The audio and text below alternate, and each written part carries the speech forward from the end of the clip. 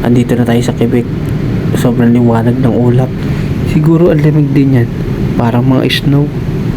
So nandito na kami sa airport ng Quebec. Hinahanap na lang namin kung saan makukuha yung mga baggage at saan yung sundo namin. So nakita na namin yung kuhaan ng baggage dito. Kanina pa pala paikot-ikot yung mga baggage namin.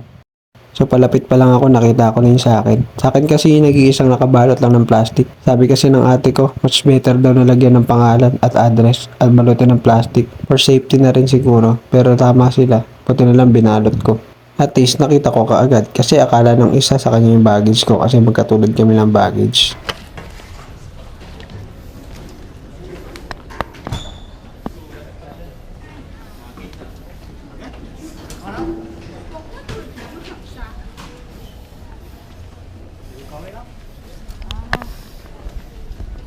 Medyo kinabahan pa nga ako kasi di ko makita yung isa ko. Pero ayun, nakita ko yung nag-iisang naka-plastic.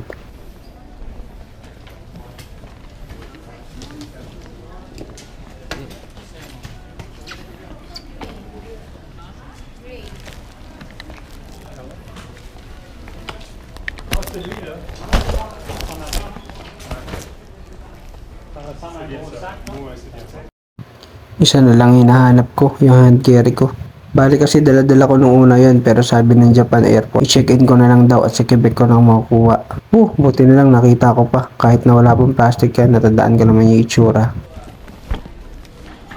Bali wala na tayong problema, nakuha na natin lahat. Tara, labas na tayo sa airport, nandiyan na daw yung sundo. Bali dito ko lang nakita si Sir Robert habang ini-edit ko tong video na to. Di pa pala siya namamansin nung una no, pero naging tropa ko yan. Tignan nyo sa next video.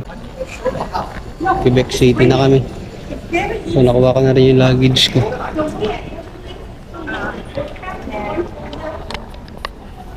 Ayun, level check.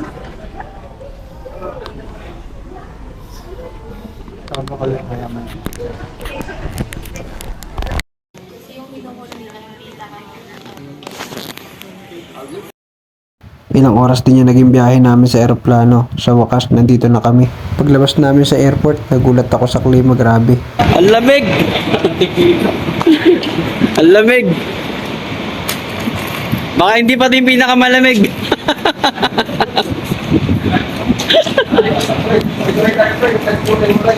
Dito na kami sa labas. May service na kami. Ganda ng araw dito.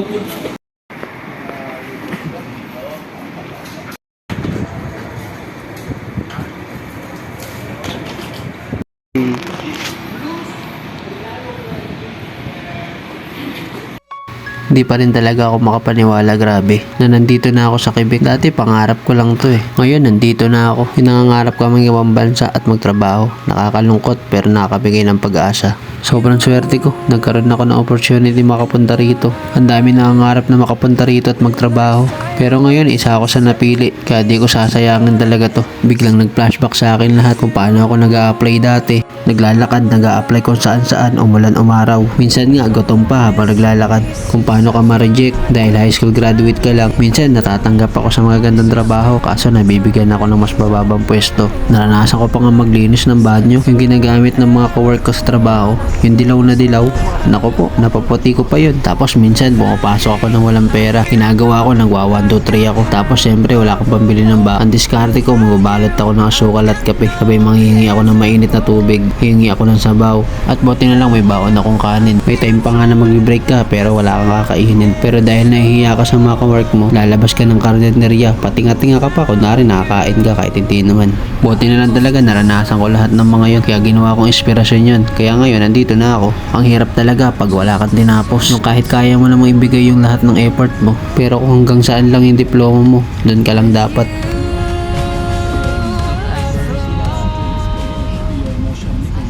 Binaba na sa staff house sa iba namin kasamahan, mga bagong bayani ng kanilang pamilya.